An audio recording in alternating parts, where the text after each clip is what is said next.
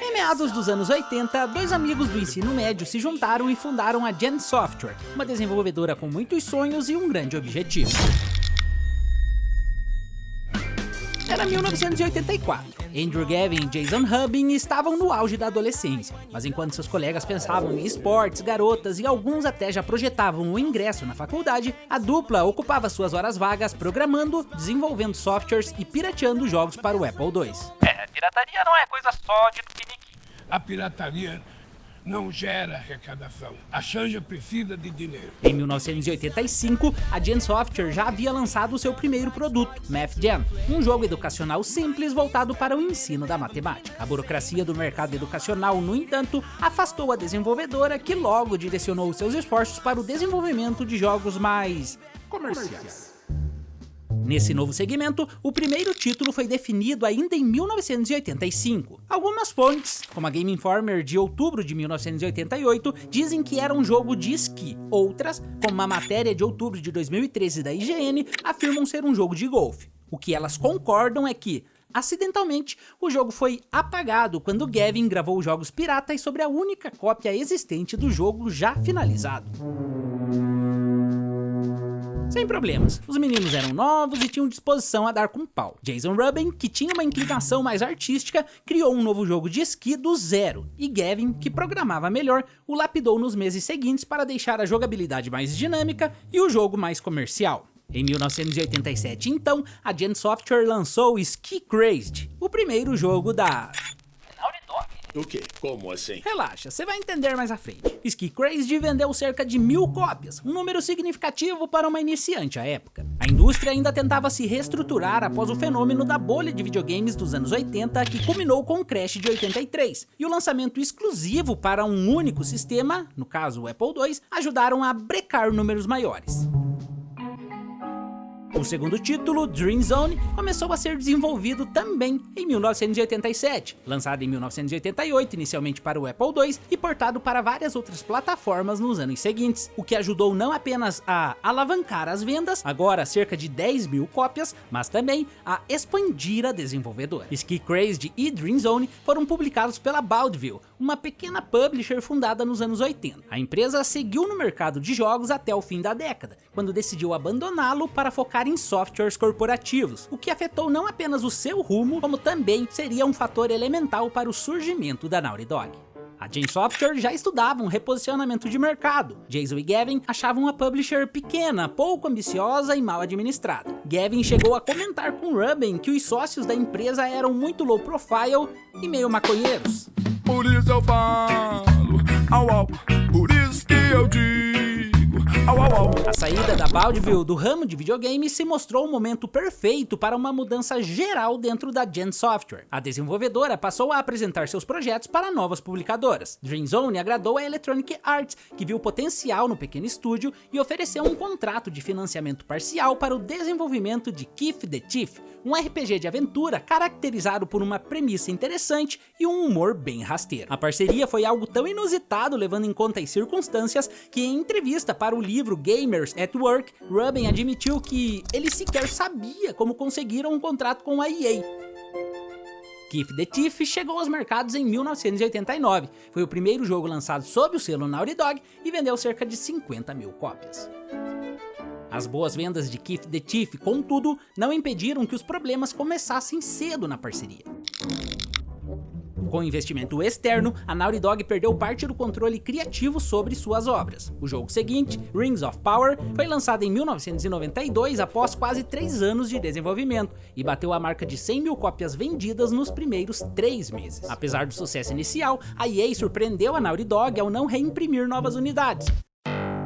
Preferiu concentrar todos os seus esforços em John Madden Football, que à época custava menos para produzir, tinha um marketing mais facilitado pela presença de John Madden como um garoto propaganda, por assim dizer, e vendia mais. Morando em estados diferentes e ocupado com a faculdade, Gavin e Rubin fecharam a Naughty Dog. Por um tempo. As As amarras do mundo corporativo fizeram a dupla perder o tesão pela indústria dos videogames. Prestes a se formar na faculdade, Gavin decidiu fazer um doutorado no MIT em Massachusetts, enquanto Rubin queria ir para a Califórnia aprender a surfar. É claro, nenhum dos dois conseguiu concluir esses sonhos. O ano era 1993 e o 3DO estava prestes a chegar ao mercado. One of the hottest new CD applications here at CES was 3DO, the acronym for Three-Dimensional Optics. Trip Hawkins, fundador da Electronic Arts, que já conhecia a dupla dos tempos de EA, estava planejando lançar o sistema em 1994 e para isso precisava de jogos. Não foi exatamente uma proposta de Hawkins, era algo do tipo: Ó, estamos lançando uma nova plataforma, qualquer coisa, liga nós. O 3DO foi o primeiro console a utilizar exclusivamente o CD, uma mídia muito mais barata e acessível. More than 80 software companies have already agreed to publish CD programs that take advantage of the new technology. 3DO plans to charge them a royalty of $3 per disc. Além de ser um monopólio da Nintendo, os cartuchos tinham um custo elevado para a publisher. Inclusive, esse foi um dos motivos que fizeram a EA escolher John Madden Football em detrimento de Rings of Power no ano anterior. Era o auge dos jogos de luta. Mortal Kombat e Street Fighter 2 reinavam absolutos nos arcades, e a Naughty Dog retornou às atividades buscando a sua fatia desse segmento. Mas tão rápido quanto a volta aos mercados, chegaram os problemas. Para o novo projeto, os desenvolvedores utilizaram os lucros de Rings of Power, mas o dinheiro não foi suficiente, e a desenvolvedora passou a enfrentar dificuldades, chegou a beirar a falência e quase não concluiu o jogo. A situação era tão crítica que a captura de movimentos foi totalmente improvisada. Com pouco dinheiro, a dupla chamou alguns amigos para reproduzirem os golpes, que foram todos gravados com uma hi-hat caseira dentro de um pequeno apartamento nos subúrbios de Boston. Sem figurinos para os personagens e nem mesmo qualquer tipo de chroma key, Gavin e Rubin usaram itens domésticos aleatórios para criar as fantasias e penduraram lençóis amarelos nas paredes para estabilizar o fundo. Way of the Warrior foi o primeiro jogo da Naughty Dog que exigiu mais de 2 pessoas para ser finalizado. Dragon wins. Sem uma editora, a Naughty Dog exibiu o jogo na CES de 1994 em um pequeno espaço no stand da 3DO. Ele chamou a atenção da Universal Interactive Studios, que entre propostas de outras empresas, ofereceu um contrato que incluía não apenas a publicação de Way of the Warrior, como também participação da Naughty Dog em outros projetos da empresa, financiamento para novos jogos e total liberdade criativa. Esse contrato seria essencial para o surgimento do jogo que mudaria os rumos da empresa para sempre.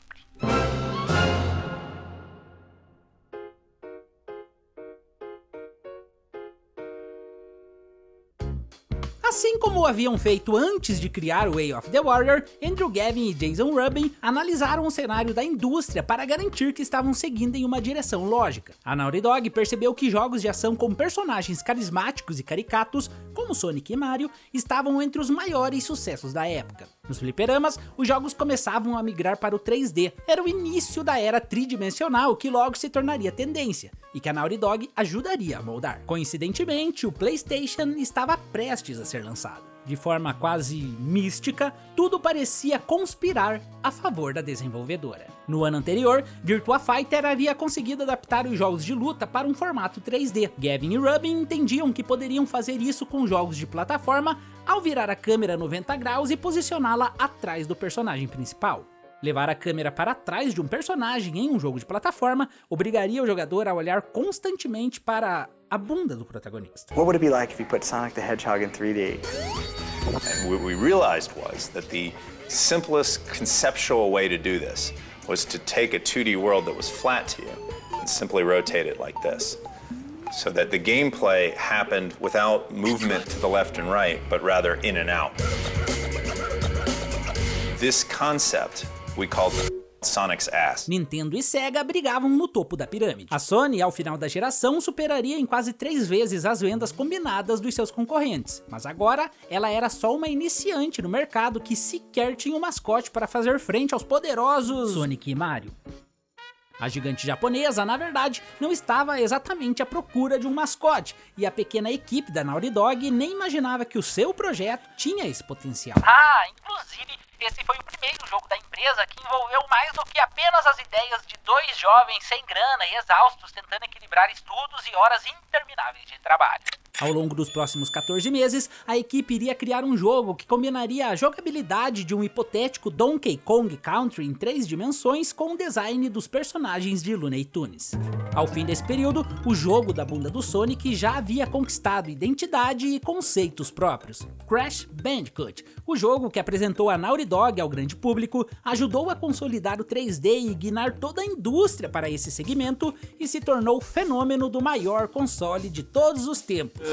Você acha mesmo? Ah, pelo menos até então.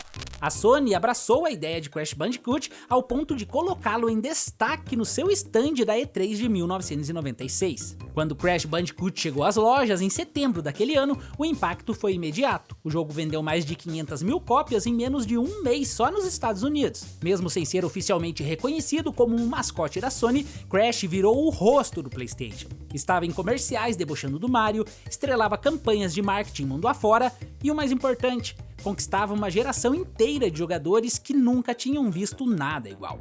A Naughty Dog agora estava no centro da revolução 3D dos videogames e prestes a trilhar o caminho que a transformaria numa das desenvolvedoras mais respeitadas da história e sinônimo de qualidade.